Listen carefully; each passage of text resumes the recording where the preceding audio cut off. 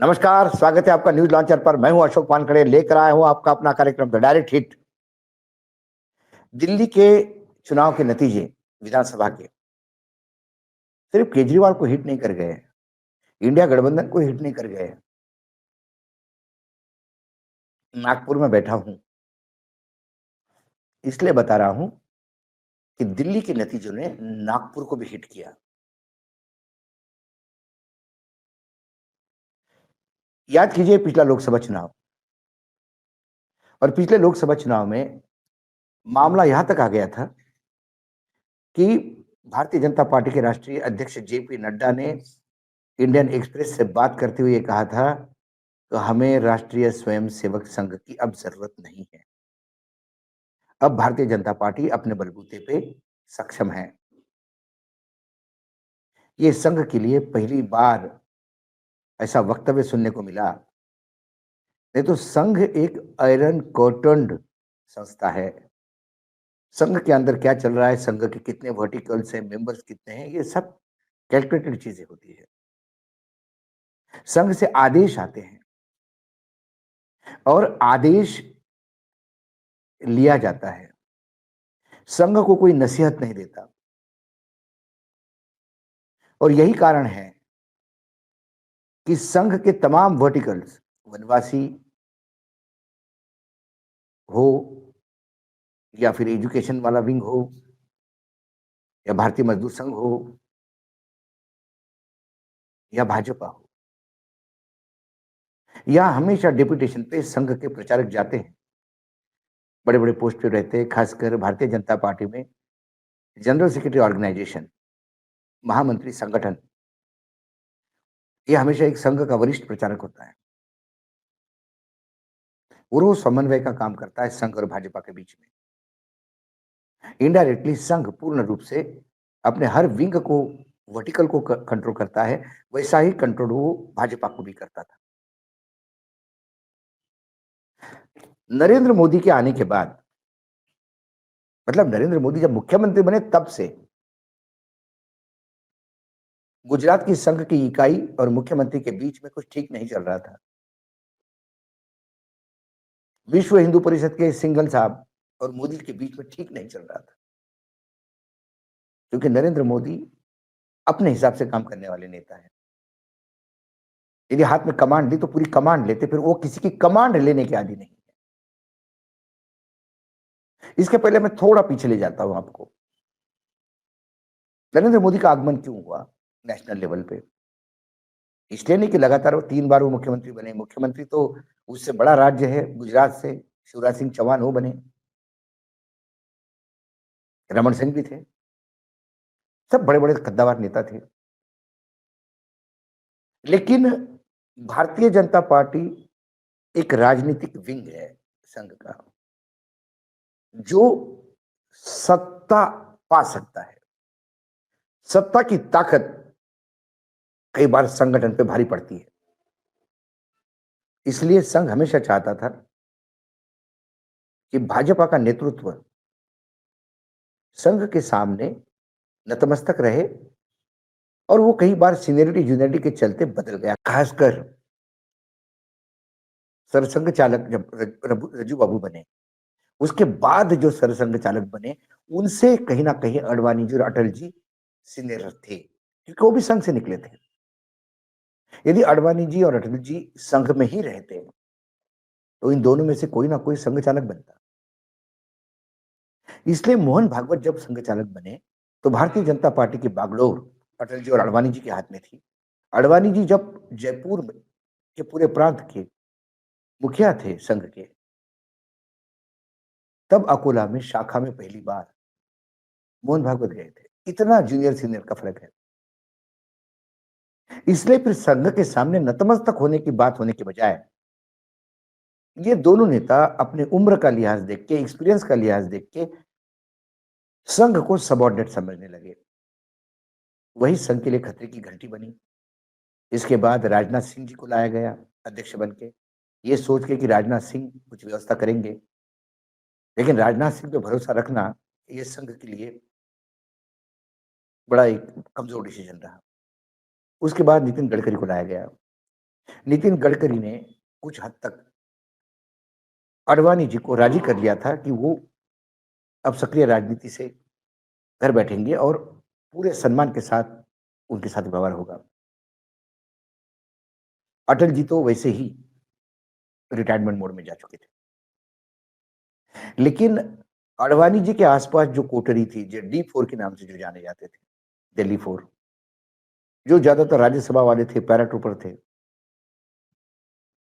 उनको लगा कि कहीं ना कहीं आडवाणी जी यदि नितिन गडकरी के कहने में आए तो फिर उनकी दुकानें बंद हो जाएगी। उसके चलते गडकरी जब सेकंड टाइम अध्यक्ष बनने लगे तो जो एपिसोड हुआ, पूर्ति पे रेड हुई, उन्होंने सेकंड टाइम चुनाव जिनके लिए अमेंडमेंट किया गया, संविधान में मुझे संशोधन किया गया बीजेपी के, वो चुनाव नहीं लड़े। और फिर अरुण जेटली, क्योंकि गुजरात के इंचार्ज थे और अरुण जेटली का नरेंद्र मोदी जी के साथ बहुत अच्छा था, इमीडिएटली नरेंद्र मोदी का नाम सामने आया और बाद में इतिहास है।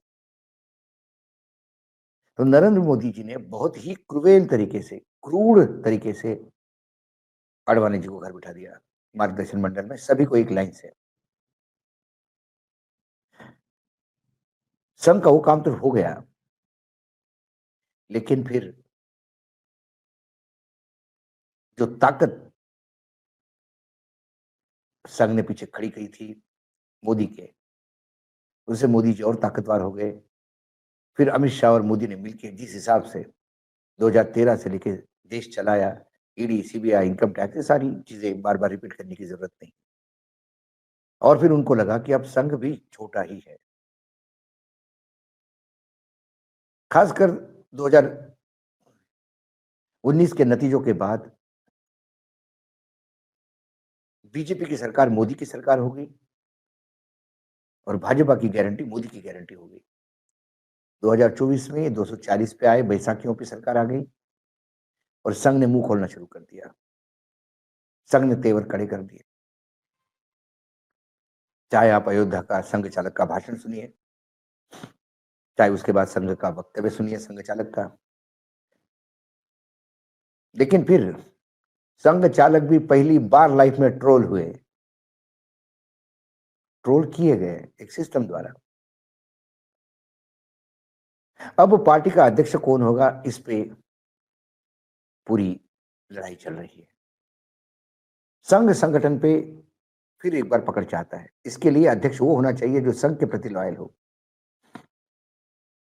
कई नाम सामने आए,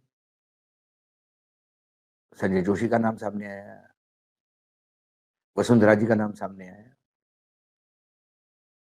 फिर एक लॉबी जो है वो राजनाथ सिंह का नाम फिर आगे पुश करने के लिए लगा हुआ है। गडकरी जी को भी पूछा गया, कभी धर्मेंद्र प्रधान का नाम आ जाता है, कभी शिवराज सिंह चौहान का नाम आ जाता है। लेकिन जितने नाम है वसुंधरा और संजय जोशी को छोड़ बाकी नाम इनडायरेक्टली फिर गुजरात लॉबी के सामने सरेंडर्ड है। लेकिन मोदी और अमित शाह भी हार मानने वाले लोग नहीं। उन्होंने भी अध्यक्ष का पूरा जो चुनाव होना है, जबकि जेपी नड्डा डबल एक्सटेंशन पे चल रहे हैं, जो एक बड़ा अजूबा है बीजेपी में। तो फिर दिल्ली के चुनाव का इंतजार हो रहा था, हरियाणा के चुनाव की जीत, महाराष्ट्र के चुनाव की जीत और दिल्ली के चुनाव की जीत, इसका सेहरा इस दो गुजरातियों के सर पे जाएगा। फिर संघ चाहे कुछ भी कहे, जब लगातार वो डिलीवरी दे रहे हैं तो फिर अध्यक्ष उनका क्यों नहीं, ये सवाल उठेगा। तो अब कहीं ना कहीं एक मनोहर लाल खट्टर का नाम पिछले कुछ दिनों से दिल्ली के चुनाव के पहले से एक राउंड लिए जा रहे थे। मनोहर लाल खट्टर खास संघी है, पूर्ण रूप से उनकी दिनचर्या संघ की है। लेकिन फिर मोदी और अमित शाह जी के शब्दों के बाहर वो भी नहीं, वो भी संघ के बजाय उनका रबर स्टैम्प ज्यादा दिखेंगे। लेकिन संघ अपनी इज्जत बचाने के लिए यदि मनोहर लाल खट्टर पे हाँ कहता है, तो फिर संघ यही अपने आप को शाबाशी देगा कि चलो एक हमने घाटी संघी को अध्यक्ष बनवाया। लेकिन फिर संघ के लिए मीटर डाउन। फिर अगला संघ चालक कौन होगा, ये दो गुजराती तय करेंगे, इतना भी तय है। क्योंकि संघ से परेशानी ऐसी है जिससे ये गुजराती लड़ने में कहीं ना कहीं पीछे हटना पड़ता है इनको। अमित शाह का नागपुर आना, संघ कार्यालय के पास कार्यक्रम लेना, लेकिन पुराने संघ चालकों के समाधि पर तक नहीं जाना, ये कई इंडिकेशंस थे जो स्वयं की ताकत बताने का प्रयास था। और यदि मनोहर लाल खट्टर अध्यक्ष बनते हैं तो संघ भले ही अपनी पीठ थपथपा ले, लेकिन फिर संघ फिर एक नाम मात्र संगठन रहेगा जहां तक भाजपा का सवाल है। फिर भाजपा अपने तरीके से संभालेगी और अपने तरीके से चलेगी, जहां संघ का कुछ लेना देना नहीं होगा। और सत्ता यदि लगातार बनी रहे, लेकिन वो वर्तमान में जो नेचर है भाजपा के आकाओं का, वो फिर दिल्ली जीतने के बाद नागपुर जीतने की तैयारी करेंगे। नागपुर जीत के मायने संघ पे कंट्रोल। तो ये मेरे 2 दिन के नागपुर प्रवास में मैंने जो कुछ लोगों से बात की, कुछ लोगों को टटोलने का प्रयास किया,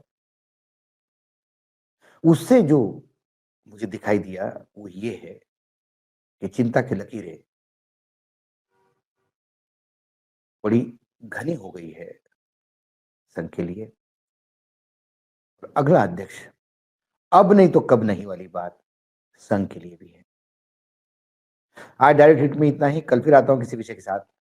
तब तक के लिए नमस्कार, देखते रहिएगा न्यूज लॉन्चर।